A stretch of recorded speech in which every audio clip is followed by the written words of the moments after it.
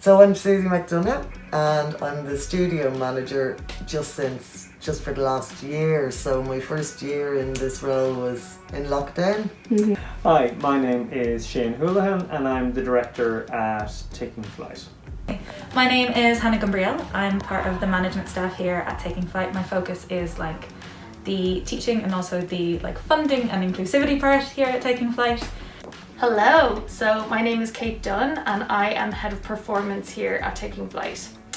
Taking Flight is an aerial performance group with a fiery passion for performing, educating and community building. After being granted funding by the Arts Council of Ireland, members here at Taking Flight have increased their capacity and have furthered their education regarding inclusivity and access to the aerial arts. I spoke to this team of enthusiastic artists here at Taking Flight to understand how they have built inclusivity within their studio classes. We've got 3 strands in the company. We have performance, education and community. And we're going to be starting a pilot programme with EDB for adult education starting in the new year. So the research is here at the moment, and after our pilot programme, hopefully it'll cover, classes, outreach programmes, for every kind of disabled person. So to have the education boards along with us, our dream really is to have a programme for alternative education for kids, because there's so many strands to it. There's rigging, there's the performance element, there's videography, there's teaching, there's so many aspects to it. So we're really excited now that we're getting to start these. We have residencies with artists here. We were able again with funding to give $5,000 for 4 artists, and our last one just finished last week. So they got to research their own just artistry, and they were all very different. They were collaborating with musicians, and so to be able to provide a space for people is awesome for us.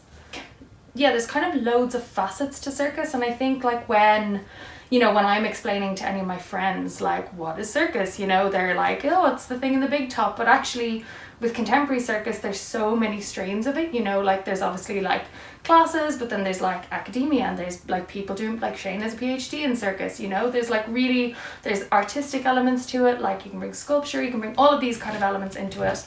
And I think for me it's actually not difficult to adapt to make it inclusive, because at the end of the day it's an art form that was actually based around extraordinary bodies and people who are different, and actually it's easy to make that accessible to people. And I think for us, we were it actually came about during the lockdown, because we'd be so busy here with classes and stuff like that, and during the lockdown we actually had a break to go, okay, well, what changes can we make to the business? How can we make it, a more, a better space, a better creative space, but also more inclusive, whatever. And we were God, it actually just takes small changes to make that a very possible thing. So yeah, we, and I think coming from a fabric background, that's Erin's background as well. She does a lot of silks, and if you ever see corporate silks, it splits, it drops, it's that. And I personally don't have a lot of interest in that. I love, with my own students and in my own body, figuring out my own movement, my own pathways, my own knots, and making the practice more inclusive. Even working with someone who's, say, a single leg amputee, the kind of pathways that they're going to figure out in silks are pathways that other people can use as well. It works both ways. I would get a lot of creative inspiration from that, and vice versa. And then also in performance, we did the Culture Night, so the student showcase this year for Culture Night. We had a big performance in the studio, and we were projecting onto Busaurus. So something that I thought could be cool to bring into that was accessibility in terms of if somebody's blind and they come to the show, how can we use creative audio description? And that was cool because obviously it's great to make it accessible to more people, but also it's a cool creative tool where you're suddenly like, okay, I'm doing something that's very visual, it's very physical.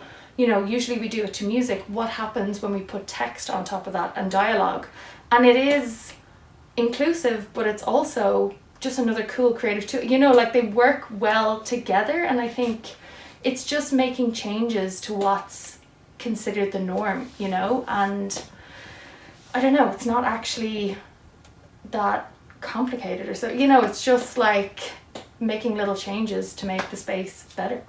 I think a lot of it comes down to a challenge. It's very, very different to the gym. So instead of like racking up like 120 kilos on a deadlift and seeing yourself progress each time, you can go and do a move and progressively get it more and more.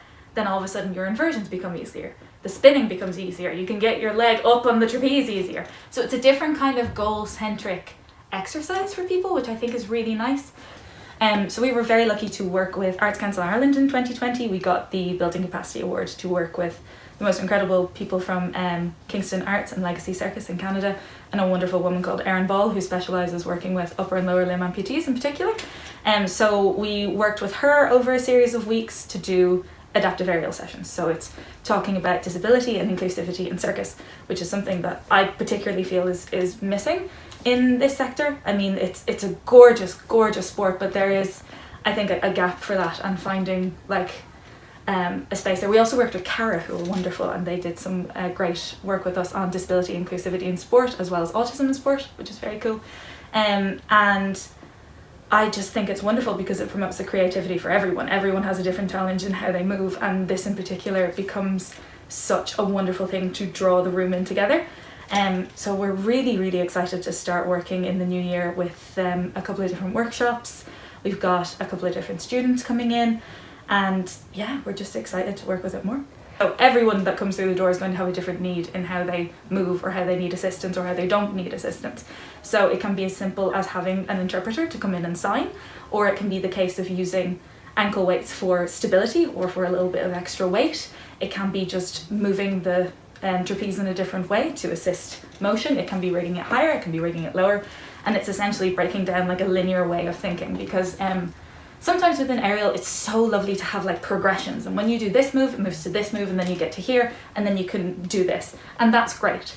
But it's so lovely to break that down and remove the beginner and improver from it and focus on what that person needs and how you can move that. Like Erin, who we worked with, had a wonderful quote in her manual when she was teaching us, where she's a double lower limb amputee, and a beginner climb or a Russian climb involves feet. And she was saying, well, I will never be able to do that because I have prosthetic legs. Am I always going to be a beginner? Is this always going to be the case for me? So it's really nice to be able to like crumble those walls down and start looking at what an individual person needs at this moment in time for them to succeed in this move, and then find the confidence to do the next, and then the confidence to do the next. I've been doing this for about 14 years now. So many years ago I was working as a teacher down in County Roscommon, and I ran a creative engagement project where we brought in Fidget Feet. They're an aerial dance theatre company into the school, and they were artists that then worked with me as a teacher and with my students, and the idea was to upskill the students, but especially me at the same time. So I already had a background in gymnastics, and this was about taking that knowledge and pushing it sideways a little bit, moving from the technical more into the artistic. So my project at that point then was about doing that, and that grew year on year, and that included Susie, who you met already, and she was one of our teachers on that program as well that came in. Then 9 years ago I left my job as a teacher, and I went across to Montreal to the National Circus School and to train in high performance teaching. And I came back then, set up Taking Flight, that was 8 years ago, and started a PhD in arts practice with the University of Limerick. So I got to do and write about it at the same time. And it's been a hell of a journey. And what was it about circus that made you want to like study the subject in the first place? I think, like I said before, I have a background obviously in education, but then also in gymnastics. And what kind of set circus apart is circus says something, Yeah.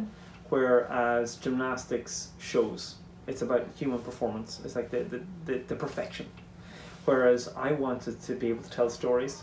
I wanted to be able to empower individuals to celebrate what we can do rather than set up a competition. So for me, it's about participation, but it's also about that ability to meet it wherever you're at. And just because you don't want to compete doesn't mean you can't go to the highest level. And that's why I went to Montreal, which is one of the highest performance schools in the world for circus arts. And then decided I want to bring that back here.